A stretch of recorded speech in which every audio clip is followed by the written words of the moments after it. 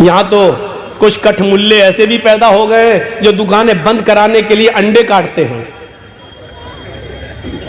دھاگے پڑ کے دیتے، لے اس کو فلاں دکان کے سامنے گاڑ دینا، اس کی دکان بند ہو جائے گی، تیرے کسٹمر آنے لگیں گے، ہمارے ہاں اور سستا مل جائے گا، وہ 100 کا دے رہا، آؤ ہم 80 کا دے رہے ہیں، ادھر آؤ۔ اور یہ کمپٹیشن سب میں چل رہا ہے۔ ایک رکشے والے سے بات ہو رہی ہے، ہاں کتنا لوگے وہاں تک کا کٹیار، یہاں کتنا لوگے کا 100 روپے۔ دوسرا آٹو والا آ گیا، سنیے بھائی صاحب 80 دے دینا۔ یہ ہر جگہ چل رہا ہے، جبکہ سودے پہ سودا حرام ہے، نہیں ہونا چاہیے۔ جب تک ایک آدمی کی بات کمپلیٹ ختم نہ ہو جائے تب تک دوسرے کو، یہی بات معاملہ نکاح کا ہے، ایک لڑکے کا پیغام کسی لڑکی کے ساتھ نکاح کا چل رہا ہے، جب تک وہاں سے بات فائنل نہ ہو جائے دوسرے آدمی کو اپنے نکاح کا پیغام اس جگہ نہیں بھیجنا چاہیے، نہیں بھیجنا چاہیے۔ یہ اسلامی تعلیمات ہے، جرجیز کے باپ کی گھر کی نہیں ہے، یہ اسلامی تعلیمات ہے۔ میرے بھائیوں، اس پر ہمیں اور آپ کو غور کرنا چاہیے اور سوچنا چاہیے۔ یہاں تو کچھ کٹھ ملے ایسے بھی پیدا ہو گئے جو دکانیں بند کرانے کے لیے انڈے کاٹتے ہیں، دھاگے پڑ کے دیتے، لے اس کو فلاں دکان کے سامنے گاڑ دینا، اس کی دکان بند ہو جائے گی، تیرے کسٹمر آنے لگیں گے۔ یہاں ایسے بھی کٹھ ملے پیدا ہوئے ہیں، ان کو میں کٹھ ملا کہتا ہوں، مولانا نہیں۔ ایسے بھی کٹھ ملے پیدا ہوئے جو کہتے ہیں کہ یہ لے اپنی دکان پہ لٹکا لینا، دوسرے کی دکان کے سامنے زمین کھود کر یہ کاغذ گاڑ دینا، اس کے یہاں کسٹمر کوئی نہیں آئے گا، تیرے یہاں آئیں گے۔ ہمارے نبی ایک کی دکان چلانے اور ایک کی دکان بند کرنے کے لیے نہیں آئے تھے، یہ عقل کہتی ہے ہمارے نبی اس لیے آئے کہ تمہاری بھی دکان چلے اور تمہاری بھی چلے، تمہارے بیوی بچے کھائیں اور تمہارے بھی بیوی بچے کھائیں۔ آئے کٹھ ملاؤ، مجھے ایسی دعا بتا دو جو اللہ کے نبی نے ایسی دعا بتائی ہو کہ اس دعا سے تمہارے کسٹمر تو آئیں اور دوسرے کی دکان بند ہو جائے۔ مولوی جرجیز کو ابھی تک ایسی دعا نہیں ملی ہے۔ اے کٹھ ملاؤ، تمہارے پاس وہ دعا کہاں سے آئی؟ ذرا مجھے بھی بتا دو، ہم بھی تو جانے کہ وہ دعا تم نے کہاں سے سیکھی ہے، کہاں سے پڑھی ہے، کس حدیث میں پڑھی ہے، قرآن کی کون سی آیت ہے؟ نہیں دے پاؤ گے۔ فَاتُوا بُرْحَانَكُمْ إِن كُنتُمْ صَادِقِينَ، اگر تم اپنے دعوے میں سچے ہو تو دلیل پیش کرو، ایسی کوئی دلیل لے کر آؤ۔ یہ اسلام کی خصوصیت تھی، یہ اس کی تعلیمات کی خصوصیت تھی۔ ایک دوسرے کی فکر کیا کرتا تھا، ایک دوسرے کی قدر کیا کرتا تھا، ایک دوسرے کے گھر میں کھانا آ جائے چلا جائے اس کی فکر کیا کرتا تھا، ایک دوسرے کی روٹی روزی چھیننے والے نہیں تھے۔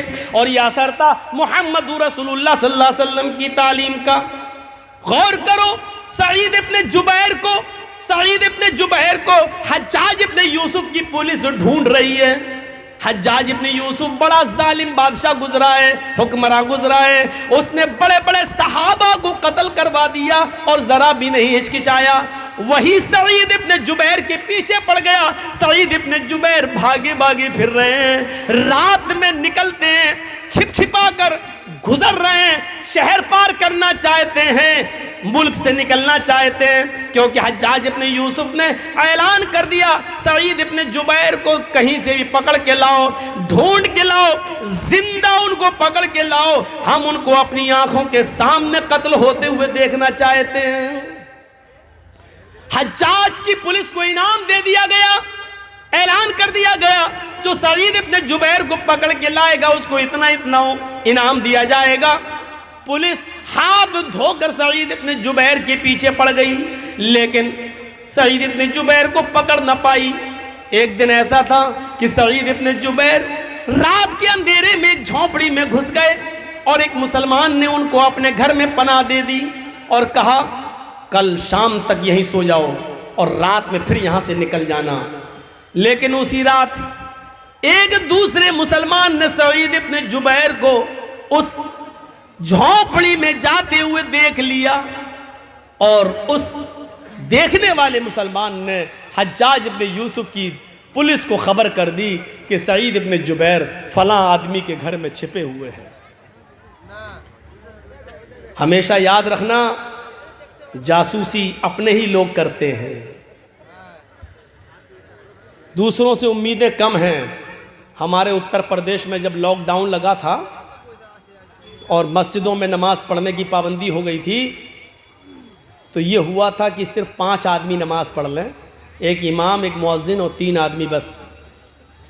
तो हर आदमी ये चाहता था कि हम घुस जाएं, वो चाहता था हम घुस जाएं, लेकिन हम लोग मजबूर थे कि 5 से ज़्यादा न लें, क्योंकि मस्जिद के ज़िम्मेदार पकड़े जाएंगे। तो जो पहले आ जाता था वो पढ़ लेता था, लेकिन जो बाद में आ रहा जिद कर रहा नहीं हम भी जाएंगे, उसको मना कर दिया, नहीं, वही जासूसी करता, पुलिस को फ़ोन करके सुनो फलां मस्जिद में इतने नमाज पढ़ रहे हैं। और पुलिस आती थी और धरपकड़ होती थी, 10-10 हज़ार 20-20 हज़ार रुपये लिए गए एक एक आदमी से। लॉकडाउन में पुलिस ने खूब हराम की हड्डियां कमाई हैं। तो अपने ही लोग जासूसी करते हैं, अपने लोग।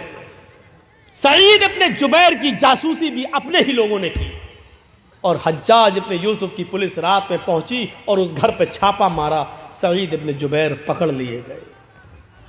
मैं जो बताना चाहता हूं वो सुनिए। सईद इब्न जुबैर पकड़ लिए गए। सईद इब्न जुबैर को हज्जाज के सामने ले जाने की तैयारी होने लगी, लेकिन रास्ता काफ़ी दूर है। घोड़े पर अगर लेके जाया जाए तो कम से कम हफ्ता 10 दिन लगेगा। इतनी दूर निकल चुके थे सईद इब्न जुबैर हज्जाज की पकड़ से। अब उनको ले जाने की तैयारी हुई। एक दिन चले, एक दिन रात चले, रात, फिर दूसरा दिन चले, फिर दूसरी रात चले, लेकिन जहां नमाज का वक्त होता था वहां नमाज पढ़ते थे। लेकिन उन्होंने सोचा कि अब मेरी मौत का वक्त करीब है, इसलिए वो रोज़ा भी रखना शुरू कर दिए। दिन में रोज़ा रख रहे थे, और जहां पुलिस वाले थक जाते थे और आराम करने लगते थे, सईद इब्न जुबैर वहीं पर नमाज नवाफिल का एहतिमाम करते थे। मौत उन्होंने अपनी आंखों से करीब देख ली तो मजीद अल्लाह की इबादत करने लगे।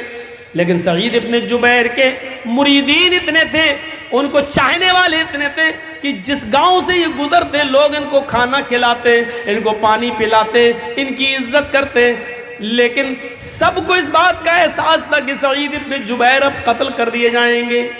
3-4 दिन सफर में चलते चलते हो गया। पुलिस वाले, जो 2 पुलिस वाले इनको पकड़े हुए थे और हाथ में हथकड़ी डाल रखी थी, इन पुलिस वालों को सईद इब्न जुबैर का अखलाक बहुत पसंद आया।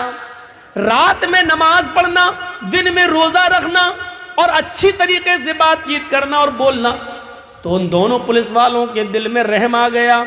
उन्होंने कहा, ऐ सईद, मैं नहीं चाहता कि तुम जैसे नेक इंसान को हज्जाज इब्न यूसुफ के पास पहुंचाया जाए और वो तुम्हें अपने जल्लादों से कत्ल करा दे। सईद, तुम्हारे बच्चे हैं, तुम्हारी बीवी है, तुम्हारे बच्चे हैं, तुम्हें भी अपने बीवी बच्चों की याद आएगी। हाँ ऐ सईद, मैं नहीं चाहता कि तुम्हारे कत्ल का गुनाह हम अपने सर पर ला दें। ऐसा करो, हज्जाज को अभी मालूम नहीं है कि हमने तुम्हें गिरफ्तार कर लिया है, हम तुम्हें रात में छोड़ देते हैं, तुम रात का फायदा उठाकर चुपके से निकल जाओ। याद रखना, मुल्क को क्रॉस करना थोड़ा मुश्किल है, रात ही रात में तुम्हें निकलना होगा और कुछ दिन के बाद तुम निकल जाओगे। ऐ सईद, अपना ख्याल रखना, हम तुम्हें छोड़ रहे हैं। सईद इब्न जुबैर ने कहा पुलिस वालों से, तुमने बहुत अच्छा किया कि मेरी बीवी और मेरे बच्चों की खातिर तुमने मुझे छोड़ दिया। अल्लाह तुम पर रहम फरमाए जिस तरह तुमने मेरे ऊपर रहम किया है। सईद इब्न जुबैर ने 2 रकात अल्लाह के लिए शुक्राने की नमाज पढ़ी और वहीं से वो चल देते हैं, निकल जाते हैं। ये पुलिस वालों को दुआ देकर निकल जाते हैं, लेकिन अभी 1 मील ही गए होंगे, 1 या 2 मील दूर गए होंगे, उनको कुछ ख्याल आया, उनके जहन में कोई बात आई।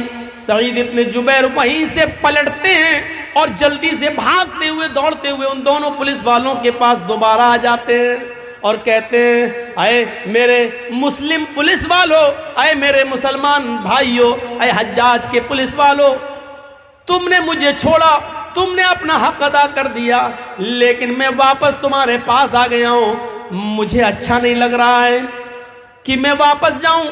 جب تم دونوں نے مجھے گرفتار کر ہی لیا ہے تو مجھے حجاج کے پاس لے کر چلو۔ وہ دونوں پولیس والے کہنے لگے سعید تمہارا دماغ خراب ہے، تمہیں معلوم ہے کہ اس کا انجام کیا ہوگا، وہ تمہیں قتل کر دے گا۔ سعید ابن جبیر کہتے ہیں ہاں مجھے معلوم ہے کہ اس کے سامنے گئے اور میرا انجام میرا قتل ہے، لیکن مجھے پھر بھی جانا ہے۔ کہا ایسا کیوں، ہم تو تمہیں چھوڑ رہے ہیں، پھر کیا بات ہے کہ تم بھاگنے کے لیے تیار نہیں ہو؟ سعید ابن جبیر نے کہا اے پولیس والو، جس مسلمان جاسوس نے میری جاسوسی کی ہے، جس مسلمان جاسوس نے میری جاسوسی کی ہے اور تمہیں بتایا ہے کہ سعید فلاں گھر میں گھسے ہیں، اس جاسوس کو یہ بھی معلوم ہوگا کہ تم دونوں نے مجھے گرفتار کر لیا ہے، کیونکہ جاسوس ایک ایک چیز کی نظر رکھے ہوئے ہے۔ جب تم دونوں نے مجھے گرفتار کر لیا ہے تو اس کی خبر اس جاسوس کو ضرور ہوگی۔ تم مجھے چھوڑ رہے ہو تو جاسوس کو اس بات کی بھی خبر ہوگی کہ تم مجھے چھوڑ رہے ہو، اور جب حجاج کے سامنے تم جا کر یہ کہو گے کہ مجھے سعید ابن جبیر نہیں ملے، لیکن اگر اس جاسوس نے یہ کہہ دیا مل گئے تھے، میری آنکھوں کے سامنے ان کو پکڑا بھی تھا لیکن بعد میں چھوڑ دیا، تو پھر حجاج ابن یوسف جیسا ظالم آدمی یہ سن لے گا اور جان لے گا کہ تم دونوں نے مجھے گرفتار کر کے چھوڑ دیا ہے، تو پھر وہ تم دونوں کی گردن اڑا دے گا۔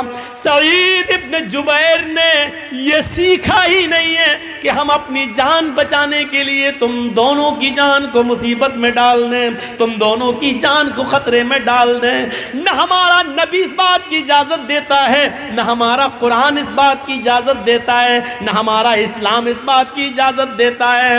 آئے پولیس والو، ہم تو بچ جائیں گے، لیکن ہمارے بارے میں جب پتہ چلے گا کہ تم دونوں نے ہمیں چھوڑ دیا تو پھر حجاج تم